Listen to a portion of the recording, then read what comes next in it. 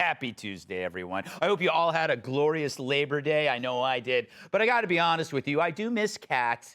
She's still on her honeymoon. So let's check in and see how those lovebirds are doing.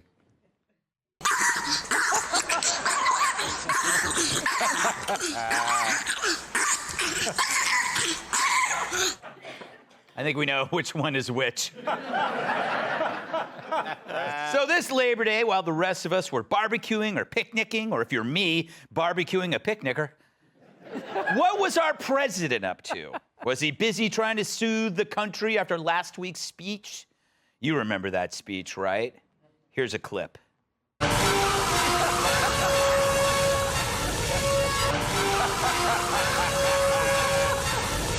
Yeah. Now, you'd think he might want to repair the damage he's done, with some unifying words for the holiday, but you'd be wrong. Instead, he tweeted this. He said, old Joe says, MAGA proposals are a threat to the very soul of the country. So he does this over a holiday. I'd say he's tone deaf, but he can't hear me. So, MAGA proposals, what could that mean? I mean, it kind of sounds like fun. We had one of the most successful presidencies in history, including an economy that was the envy of the world. Thank you very much. Hey, do you want to get married? Do I? Bigly. Oh, good. Dearly beloved, we are gathered here to join this couple in holy magamony. Do you promise to love, honor, and cherish despite the losers, the haters, and the fake news? I do. Do you promise to make America great again in sickness and in health, even though your doctor has said you are the healthiest bride in the history of brides? I do. By the power vested in me by the Atlantic City Gaming Commission, I now pronounce you man, wife, a threat to democracy, and members of Mar-a-Lago. Hey guys, Wednesday night is 5-star seafood night.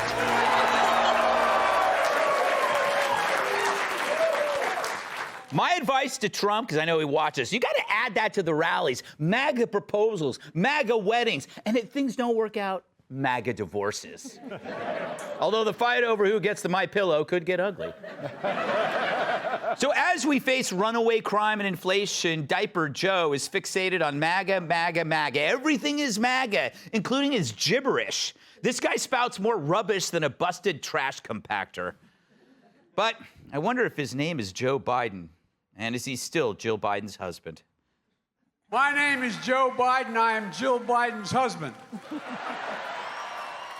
And I want to start by saying any child under 12 years of age deserves a little extra ice cream or something for doing this. This has got to be the most boring thing in the world for you, honey. Honey. Hold on there, ponytail puller. Keep your distance. It's funny. Joe's rallies are the only places where the Secret Service protects people from him.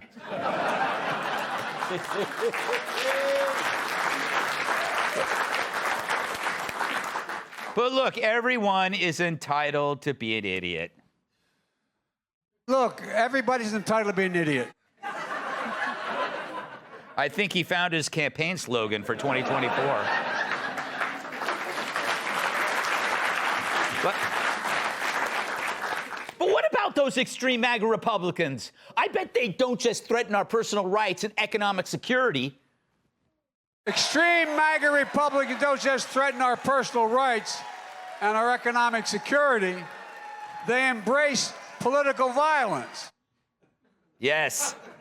They embrace political violence, says the guy who hid under a bed like a crusty sock during the George Floyd riots. He is like a crusty sock, but at least we beat pharma. We beat pharma this year.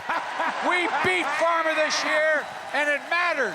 We're going to change people's lives.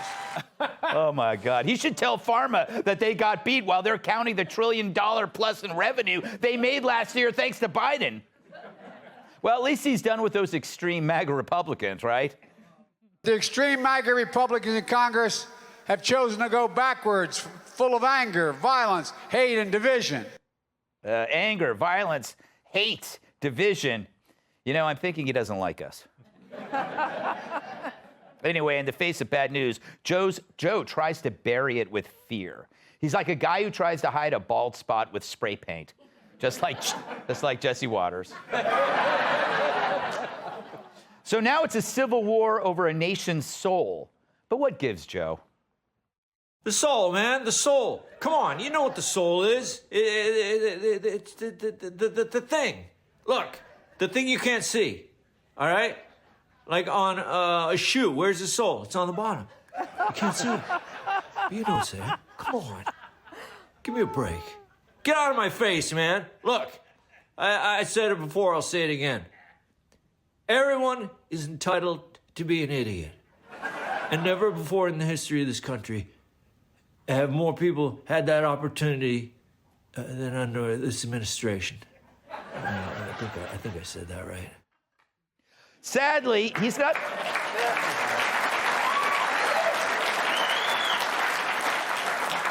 He's not the only one trying to gin up a phantom civil war. Our so-called historians have gone from historical to hysterical.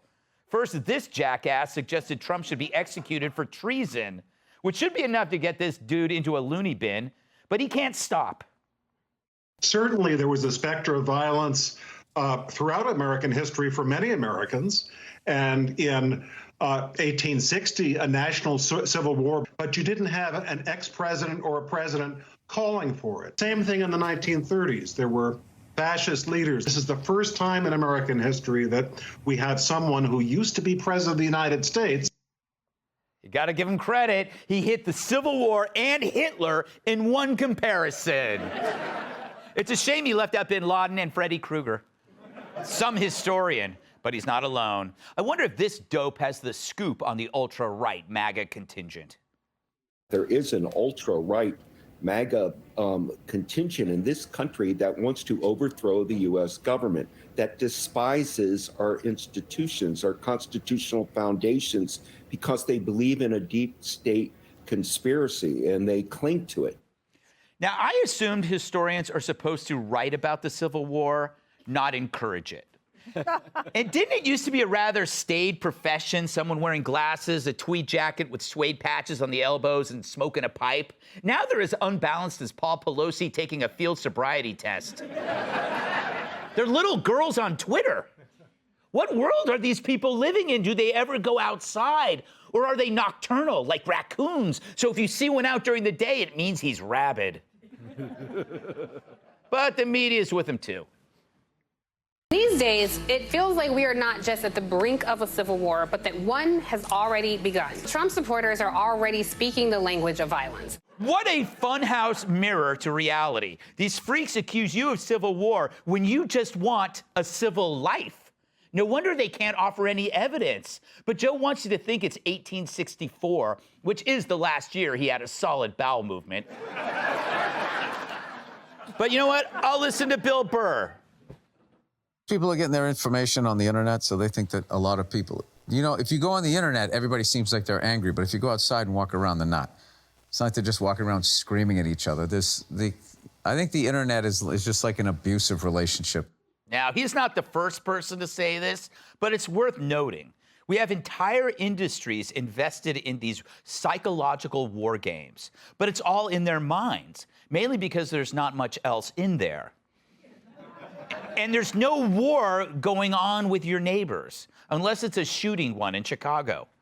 True, there's violence on city streets, but politicians don't mind that. After all, they're surrounded by more security than the Pope running into the Vatican Costco for tube socks. That was strange. They would want to buy tube socks, as long as they're not crusty. So they claim it's a war for the soul of America. But we know better. We depend on the Constitution, not the soul. We aren't interested in overturning anything except the overturners, the people who want to change the Constitution, the people who use government agencies against you, leaders who use the same agencies to protect their criminal kin. We're not the radicals here. They are. Because I don't try to change things that I love, whether it's my country or my underwear. It's true. I've been wearing these boxers since the 4th of July.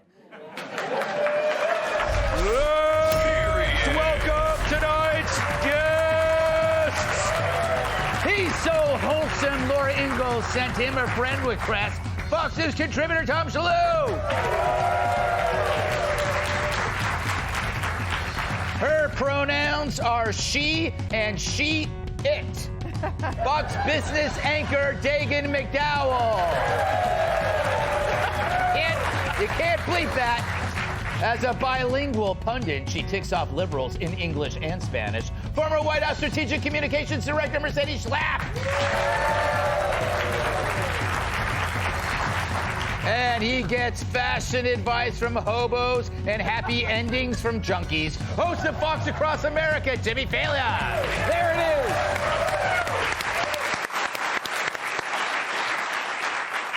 Tom, great to see you. I liked how you kind of like, you got a nice look going there.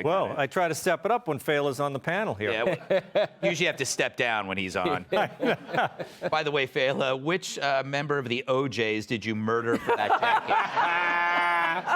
I'm not even coming back because you were out last week and you hooked me up. I got to sit in your seat on the 5, which was a career highlight, and the first time I've sat in a high chair before, which is a big deal. So just thank you. Just thank you.